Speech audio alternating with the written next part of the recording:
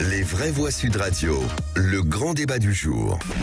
Le partage de la valeur, un accord a donc été en passe d'être signé. Le parti Renaissance a fait un grand travail de fond sur savoir comment on pourrait mieux partager les fruits de la richesse. Le partage de la valeur en France entre le travail et le capital est stable depuis des années, là où il a fortement évolué au profit du capital dans tous les autres pays développés. Un accord entre les organisations professionnelles, le patronat et les syndicats dans le climat en ce moment, c'est une bonne chose. Nous devons être aux avant-postes de ce capitalisme nouveau dans lequel on lutte contre les injustices, on réduit les inégalités et on défend ce meilleur partage de la valeur entre le capital et le travail au profit de tous ceux qui travaillent. Avec cette question du jour, le partage de la valeur doit-il être la nouvelle éthique des entreprises? Pour l'instant, vous dites oui à 66%. Et effectivement, Elisabeth Borne a promis de porter dans la loi un accord conclu entre les syndicats et le patronat sur le partage de ces valeurs. On parle de dispositifs d'intéressement, de participation pour les PME. Et selon la Première ministre, c'est un accord très riche et historique pour les PME, Philippe. Oui, Cécile, le gouvernement souhaite aller plus loin sur la répartition des profits dans les entreprises. Est-ce que pour vous, c'est une bonne chose? Vous profitez déjà de l'intéressement et de la participation qui est obligatoire dans les entreprises de plus de 50 salariés. Vous rêveriez d'avoir cet avantage. Vous dites, tiens, je travaille dans une entreprise de 15 salariés, je vais y avoir droit. Venez nous le dire au 0826 300 300. Et notre invité pour en parler, Bernard Cohen-Haddad, bonsoir. Bonsoir. Bonsoir Cécile, bonsoir Philippe. Merci bonsoir de nous rejoindre. Vous êtes président de la CPME Paris-Île-de-France et du think tank Étienne Marcel.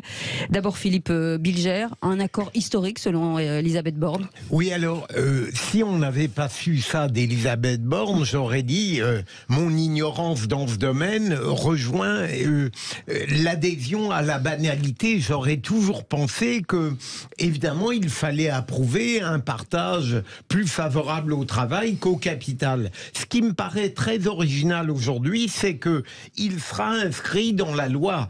Et à partir de là, ça ne demeurera pas un vœu pieux. Je pense que c'est une belle opportunité d'avancement et de progrès. Alors ça ne veut pas dire qu'il faut arrêter là, mais je pense que c'est une bonne chose. Françoise Legois. Mon inquiétude, moi, va toujours au salaire. En réalité, il ne faut pas que le partage et les intéressements se substituent à du salaire, donc à des cotisations sociales et donc à des choses qui comptent pour votre retraite. Moi, j'apprécie, vous savez, par exemple, j'ai toujours dit du bien d'une grande société comme Hermès. Hermès qui a à nouveau partagé ses bénéfices records avec une prime exceptionnelle de 4 000 € pour l'ensemble de ses 20 000 salariés.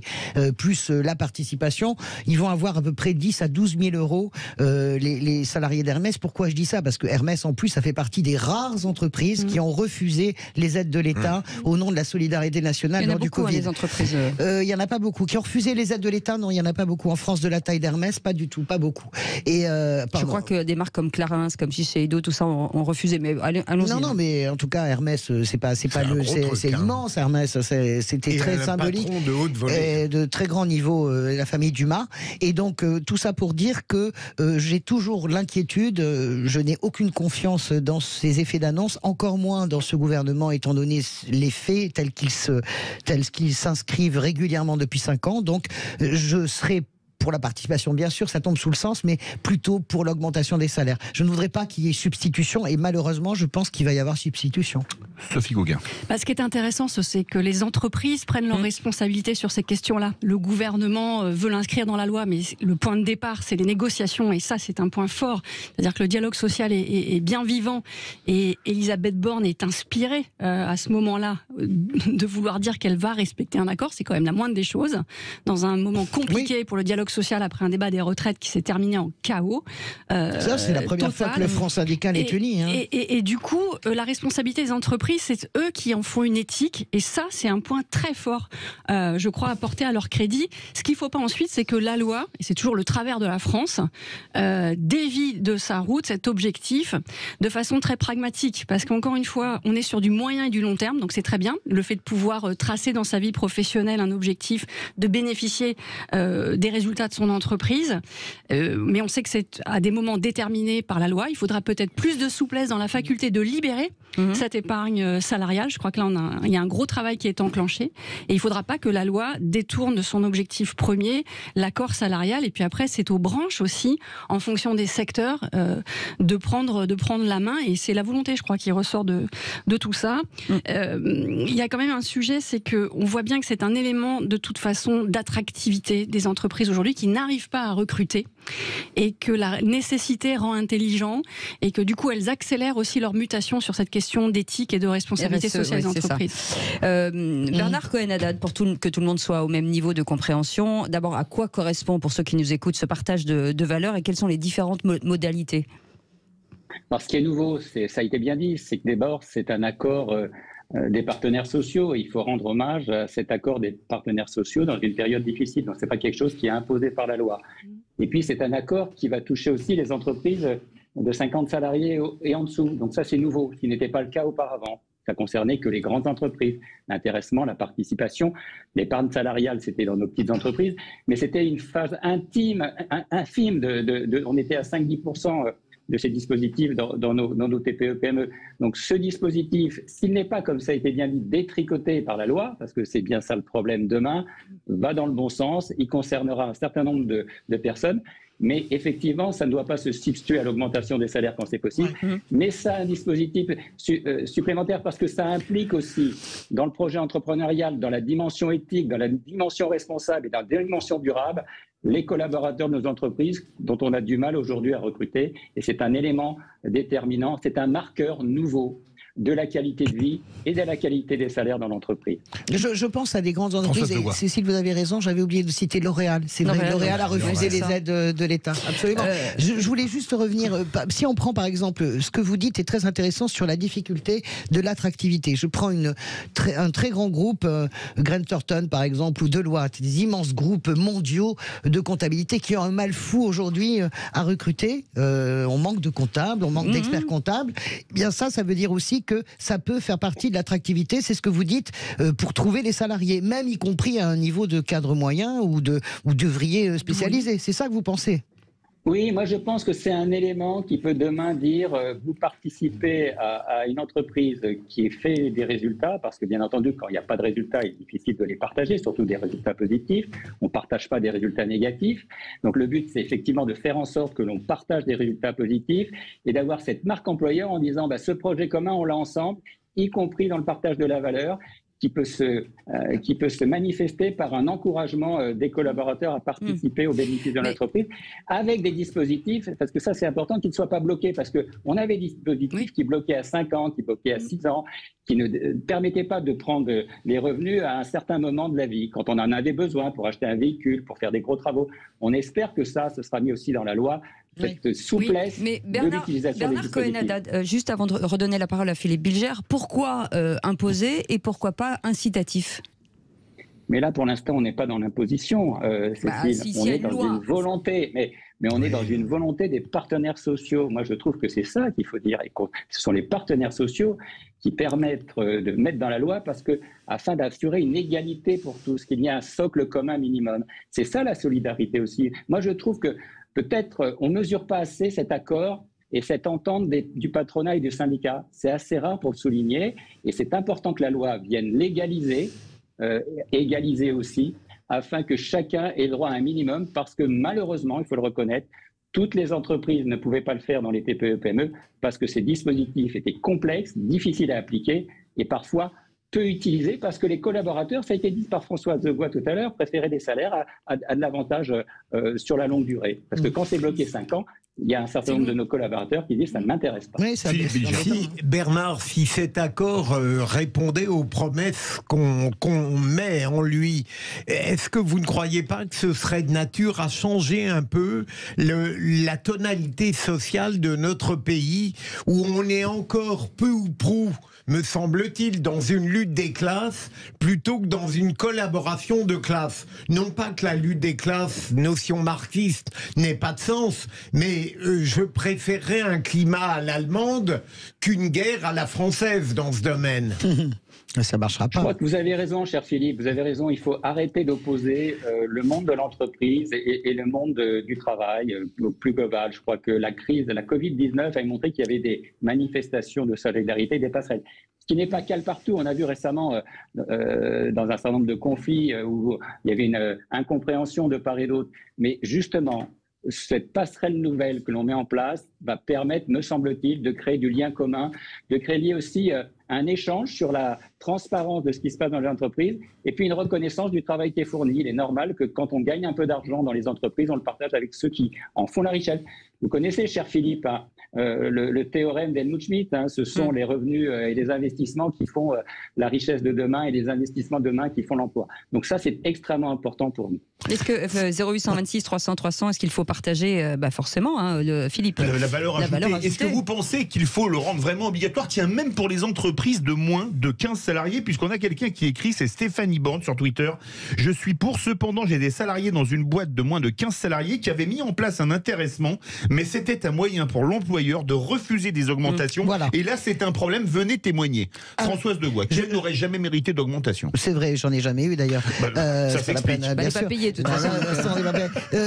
J'écoute ce que dit Bernard. Moi, j'entends le consensus Philippe Bilger, Bernard Cohen. J'adore cette espèce de douceur tranquille à l'allemande, avec au fond une version remixée du ruissellement. C'est parce qu'on investit, qu'on crée de la richesse que ça ruisselle. La vérité, c'est que bien sûr, et vous le savez très bien, Bernard, contrairement aux apparences, par exemple, un syndicat aussi radical que la CGT signe énormément d'accords d'entreprise, énormément, on ne le voit pas. Donc, il n'y a pas un systématisme de la classe ouvrière qui serait le couteau entre les dents contre le patronat dans ce pays. Par contre, il y a des injustices qui se creusent. Et moi, je pense qu'on ne peut gagner que par le combat social. Je ne crois pas du tout aux fadaises allemandes pour les Français. Ça ne marche pas comme ça. D'abord parce que les Allemands ont des salaires plus élevés que nous. Et on part au 0826 300 300 avec Laurent qui est avec nous. Une réaction, Laurent? Oui, moi je suis chef d'entreprise. Donc, donc ça va peut-être éclaircir aussi le sujet. Avant, j'étais salarié dans des gros groupes. Hein, donc la valeur au travail, c'est des mots qui n'étaient pas encore dans le dictionnaire des entreprises. J'ai monté ma structure il y a à peu près 1 an. Aujourd'hui, je suis tout seul, mais je discute énormément avec des chefs d'entreprise tous les jours. La valeur travail, c'est quoi aujourd'hui? Qu'est-ce que c'est une valeur travail? Parce que la valeur du travail, c'est bien sûr la richesse de l'entreprise, mais le bien-être fait partie aussi d'une valeur travail aujourd'hui. On parle aujourd'hui, donc on est quasiment au plein emploi. On peut dire ça comme ça. Hein. Depuis 40 ans, on n'a jamais été aussi bon en termes au niveau travail. Par contre, aujourd'hui, je pense qu'il va falloir s'adapter. C'est-à-dire qu'il va falloir Il y a encore des trous dans la raquette quand même, en matière de travail. On ne peut pas relayer ça, puisque même Elisabeth Borne a dit que ce n'était pas tout à fait vrai. Donc, il ne faut pas expliquer ce que je veux dire, c'est qu'il va falloir qu'on s'adapte tous, les chefs d'entreprise. Et moi, je suis d'accord, là, par rapport à l'auditrice qui a envoyé le message. Pourquoi attendre des entreprises au-dessus de 11 salariés commencer à reverser la richesse? Non. C'est même avec un premier salarié, c'est de reverser la richesse de l'entreprise. On est chef d'entreprise, mais sans collaborateurs, sans personne à l'intérieur, on n'est rien. Vous avez combien de salariés, Laurent? J'en ai aucun. J'en ai aucun parce que j'ai débuté il y a 1 an et je souhaite bien sûr en embaucher. Et ma devise sera de ce côté-là, c'est-à-dire un salaire plus une richesse reversée. Enfin, aujourd'hui, je pense qu'il y a une motivation qu'il faut avoir. Les gens, il y a certaines personnes qui vont au travail après le Covid, qui ne sont pas forcément motivés parce que ils font le même boulot, ils sont pas reconnus par leur employeur, et puis ils ne retouchent pas, entre parenthèses, les dividendes. Quand on a des sociétés qui disent mon résultat net est de temps et de temps, à un moment donné, c'est bien aussi de faire partager. Alors, pas partager tout, parce que derrière, l'entreprise a besoin de réinjecter de l'argent dans son développement, dans ses investissements, mais que le salarié puisse en obtenir un peu quand même. Je pense que ça, c'est une première chose. Et la seconde chose, c'est qu'il faut tenir compte du bien-être. Et le bien-être, c'est quoi aujourd'hui?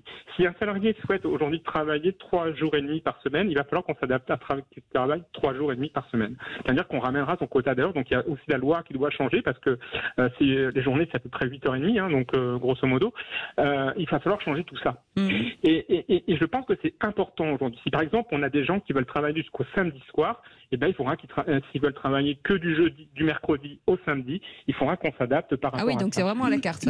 Oui, c'est vraiment à la carte. On va venir là-dessus, bien sûr. Mais c'est pour ça qu'on le voit bien quand on est aux côtés des entreprises au quotidien. Ce qui va être important, c'est de laisser les entreprises négocier branche par branche dans le cadre de leur propre dialogue social sur les conditions de mise en œuvre. Et ce qu'il ne faudrait pas, c'est que la loi vienne trop préciser les choses. On dit souvent le diable est dans les détails. Pour laisser ce dialogue social vivre en fonction des filières stratégiques, comme vous le dites, monsieur, on ne travaille pas de la même manière si on est dans les services ou dans l'industrie. Oui. Et que je crois encore une fois que ce qui a fait défaut, pour rejoindre François sur la question du pouvoir d'achat et des bas salaires, il faut imaginer un système de déblocage de cette épargne salariale pour les petits salaires beaucoup plus simple que les critères qui sont retenus aujourd'hui et réduire la durée parce que la question du pouvoir d'achat n'est pas réglée. Et ça, effectivement, pour les salaires les plus bas, c'est une exigence. Bernard Cohen-Haddad, dans ce qu'a dit Laurent, qui est entrepreneur, est-ce qu'il ne risque pas d'y avoir un effet de seuil pour les boîtes de moins de 11 salariés où les patrons qui ne voudront pas négocier, on a souvent eu le problème, où le MEDEF disait qu'un comité d'entreprise à partir de 50 salariés, ils arrêtaient à 49 et que ça va dissuader, on dit qu'on est presque au plein emploi, les gens d'aller travailler dans les toutes petites entreprises parce qu'ils n'auront pas ce même avantage. Est-ce que ça ne peut pas être un cercle vicieux ? Moi, cher Philippe, je pense que quand même le fait d'imposer par un texte législatif la capacité de faire de la participation, de l'intéressement et des parts salariales, sont ces nouveaux dispositifs de partage de la valeur à tout le monde, c'est une bonne chose parce qu'il faut que tout le monde, quand il y a des bénéfices de l'entreprise, puisse le faire et doit le faire. Et doit le faire. Ça, c'est important. Aujourd'hui, pour moi, il y a 3 piliers de la qualité de vie dans l'entreprise, de la vie dans l'entreprise.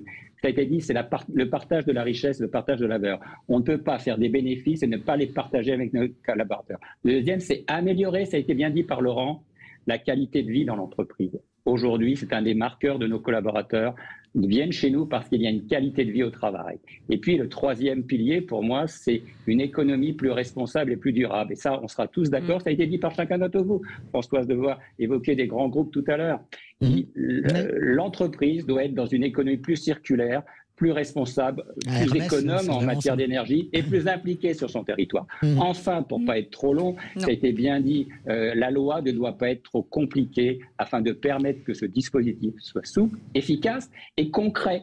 C'est-à-dire qu'il réponde à une attente de nos collaborateurs. Parce que si ça ne répond pas à une attente des collaborateurs, c'est-à-dire des salariés dans l'entreprise, ça ne servira à rien. C'est pour ça que je mets en avant l'accord des syndicats et du patronat, que j'appelle les organisations patronales, afin qu'on aille dans ce sens-là. On a besoin d'être plus responsable, plus humain, plus impliqué dans le territoire et de partager les bénéfices de l'entreprise. Pour nous, c'est un marqueur à la CPME Paris-Île-de-France. Merci beaucoup Bernard Cohen-Haddad, bien sûr, président de la CPME de Paris-Île-de-France et du think tank Étienne Marcel. C'est très clair, vous pouvez bien sûr continuer de commenter. Vous savez qu'à la fin de l'émission, vous avez le droit de revenir et de revenir sur ce sujet, bien entendu. 0826 300 300.